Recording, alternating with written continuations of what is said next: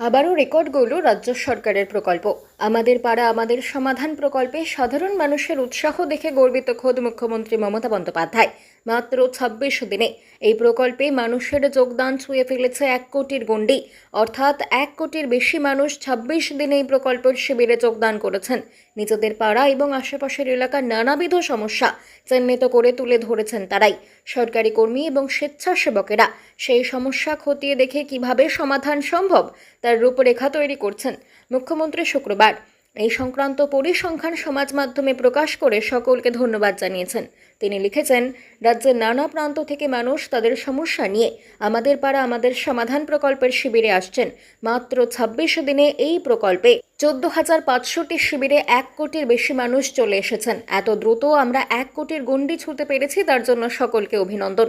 প্রকল্পে মানুষের স্বতঃস্ফূর্ত যোগদান রাজ্যের সুশাসনকে চিহ্নিত করে বলে মুখ্যমন্ত্রীর মত। তার ভাষায়, এমন একটা আর্থসামাজিক প্রকল্পে মানুষের স্বতঃস্ফূর্ত যোগদান রাজ্যের গণতান্ত্রিক সুশাসন এবং সংস্কৃতিকে আরও শক্তিশালী ও প্রাণবন্ত করেছে। সকল জনপ্রতিনিধি, সরকারি কর্মচারী এবং স্বেচ্ছাসেবকদের নিরলস পরিশ্রমকে আন্তরিক কুর্নিশ জানাচ্ছি। এভাবে রাজ্যের প্রত্যেকটা মানুষের দুয়ারে আমরা পৌঁছে যেতে পেরেছি।